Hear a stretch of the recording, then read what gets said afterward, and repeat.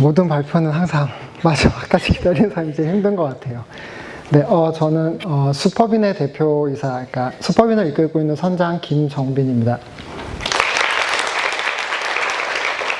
이 판다 토크가 나오게 잘 들어야 나중에 칭찬받을 것 같아서 좀 어색하지만 마이크를 이렇게 들고 있도록 하겠습니다. 사실 슈퍼빈은 여러분들이 알고 계신 것처럼 환경 친화적인 기업 또는 재활용 업체 이런 회사는 아니고요. 저희는 정확하게 얘기하면 로보틱스 회사입니다.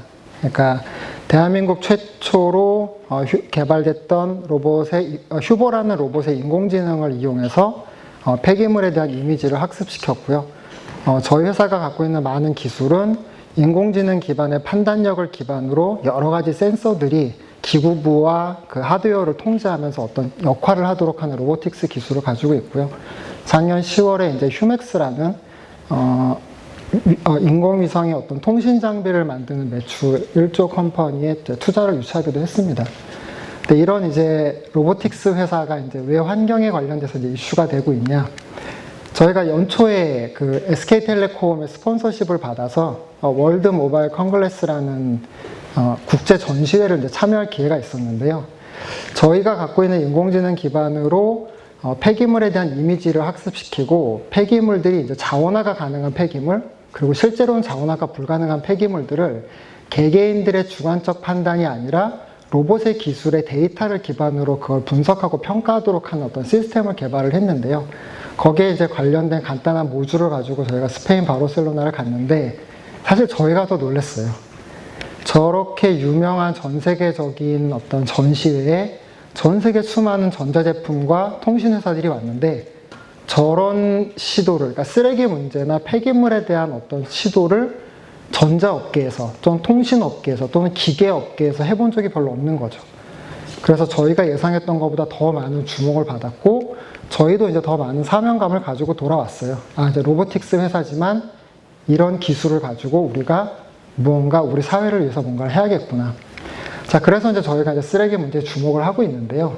쓰레기 문제를 푸는 거는 사실상 어떤 굉장히 SNS에 나오는 바이럴 되고 있는 특정 미생물을 잘 개발해서 플라스틱을 다 먹어 치운다거나 아니면 이제 어떤 로보틱스 회사가 굉장한 인공지능 기반의 로봇 암을 만들어서 막 분리수거를 하거나 그렇게 해서 해결될 문제가 들어가서 보니까 아니더라고요. 절대로 아니에요. 지난 산업혁명 이후에 대량 생산, 대량 소비 시대를 살아오면서 저희들이 뿜어내고 있는 이 수많은 형태의 쓰레기는 특정 기술이나 특정 생물 또는 특정 화학적 처리를 통해서 해결할 수 있는 방법이 아니었어요. 그러니까 저희가 이제 선택한 가설은 로보틱스 회사답지 않게 문화를 새로 만들어야 된다. 그러니까 사회 경제적으로 발생되고 있는 문제이기 때문에 이 문제를 풀려면 문화적으로 접근을 해야 된다. 자, 그러면 이제 문화가 뭐니? 이렇게 물어볼 수 있겠죠. 그래서 우리들끼리 이제 고민을 좀 했어요. 그 문화가 뭐니? 그럼 슈퍼빈은 이렇게 정의를 해보자. 문화라는 거는 세상을 보는 어떤 시각을 확정하고 새로운 시각을 확정하고 거기에 따라서 행동이 바뀌면 새로운 문화가 형성된다고 이론을 세운 거죠. 그래서 이제 저희들이 이제 내걸은 어떤 관점은 이거였어요. 쓰레기는 돈이다, 재활용도 놀이다. 자, 세상에다가 쓰레기에 대해서 쓰레기는 돈이 되고 재활용은 재밌는 놀이가 된다라는 관점을 증명하면 사람들의 행동을 바꿀 수 있지 않을까? 그게 이제 슈퍼빈이 가져가는 하나의 어떤 이론, 가설이었어요. 그래서 이제 저희는 이제 이 가설을 검증하기 위해서 로보틱스 기술도 쓰고 이제 브랜딩 팀의 디자인도 이제 활용을 하게 되는데요. 쓰레기는 돈이다라는 어떤 가설을 검증하기 위해서 슈퍼빈이 제일 먼저 했던 것은 진짜로 버리는 쓰레기에게 쓰레기에 대해서 보상을 해주는 거죠. 사람들이 쓰레기를 버려요. 저희가 만든 로보틱스 기술 제품 이름이 네프론인데요. 네프론은 인간의 몸속에 있는 신장이 몸속에 있는 노폐물을 제거하는 기능단인데, 최소 기능단인데, 그 이름을 저희가 이제 따갖고 와서 네프론이라는 이름을 줬는데, 저희 로보틱스 기술이 반영된 제품 네프론이 들어오는 폐기물들을 보고 자원화가 가능한 거면 사람들에게 보상을 해줘요. 보상해주는 구조를 가져가는데, 그렇게 모인 폐기물들을 기존의 폐기물 프로세스를 태우지 않고 직접 자원화 프로세스로 바로 저희가 이송을 해요.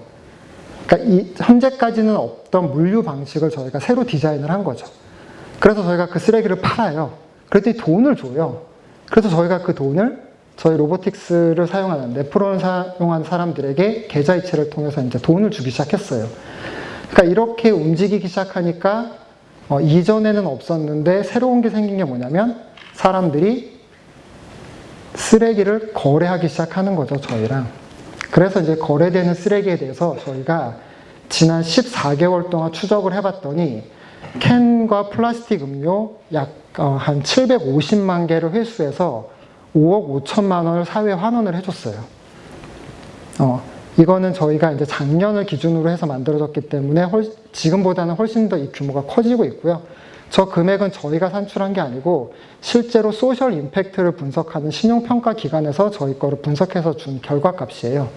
그러니까 저희가 저 당시만 해도 35대의 네프론을 운영을 하면서 750만 개의 캔과 페트병을 흡수하고 그거를 실제로 자원화 프로세스를 돌리고 시장에서 준 대가로 사람들에게 보상을 해준 거죠. 그럼 이런 것들이 어떻게 가능하냐면 저희들이 분리수거를 열심히 하고 재활용을 열심히 하면, 그러니까 분리수거를 열심히 하면 모두 다 재활용된다라는 그 신화를 저희는 처음부터 부정했어요. 쓰레기는 딱 두 가지 종류가 있어요. 재활용이 가능한 쓰레기와 그렇지 않은 쓰레기. 그럼 재활용이 가능한 쓰레기는 여기 있는 우리 각각의 개인이 개인적인 판단으로 이건 재활용이 가능해, 이건 불가능해를 평가하지 않아요. 집에서 보통 들고 오면은 어떻게든지 간에 뭐 중에 하나로 분리수거를 하잖아요. 그러니까 그게 잘못된 거죠. 실제로 시장에 들어가서 쓰레기를 돈을 주고 사가는 사람은요, 앞에서 이제 강연해준 대표님도 말씀하셨지만 소재화가 가능한 여부가 있어야 돼요. 그걸 우리들이 각각의 개인 기준에 따라 쓰레기를 모아서 분리수거를 해서 모아주면 그건 결국 쓰레기가 돼요.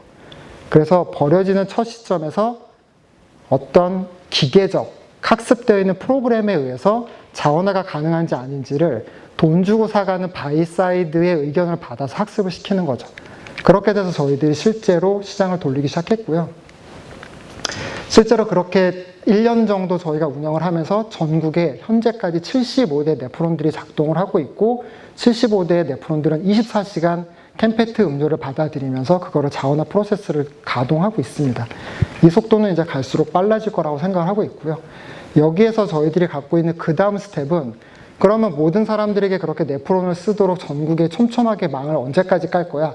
그거는 사실 당장 불가능해요. 그래서 저희들이 갖고 있는 그 다음 목표는 재활용이 놀이라는 거를 우리 아이들에게 가르쳐야 된다. 심지어는 어른들에게도. 그게 가능할까? 실제로 가능하다는 거죠. 그러니까 쓰레기를 버리는 행위가 재미가 있고 쓰레기를 버리고 그 쓰레기를 가지고 놀 수 있는 행위가 된다고 생각하면 사람들은 더 이상 쓰레기를 외면하거나 그러니까 좀 무지하고 싶은, 그러니까 간과하고 싶은 대상의 물건이 아니라 저걸 갖고 무언가를 할 수 있는 행위에 집중을 할 수 있다는 걸 저희들이 알게 됩니다. 그래서 저희가 어린이 대공뿐만 아니라 뭐 국립생물자원관이나 다른 기관들이랑 연합을 하고 콜라보를 하면서 아이들에게 또는 성인들에게 쓰레기가 실제로 자원이 되고 재미있는 놀이기구가 된다는 것을 증명해가는 과정이 있었습니다. 그러다가 이제 저희가 이 두 가지를 묶어보자.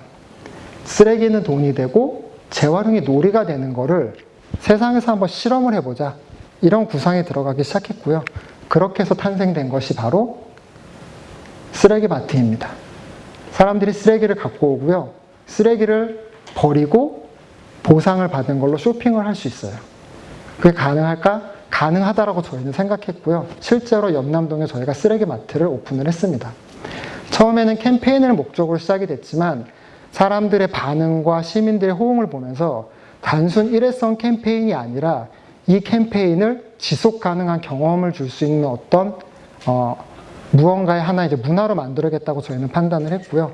저희들이 처음에 구상을 할 때는 이제 TBWA라는 광고 회사와 캠페인성으로 저희들이 기획을 함께 했고 그걸 만들어가는 과정 중에 WWF와 코카콜라가 저에게 힘을 실어주면서 실제로 이 프로젝트가 현실화되는 그런 단계를 들어가게 되었습니다.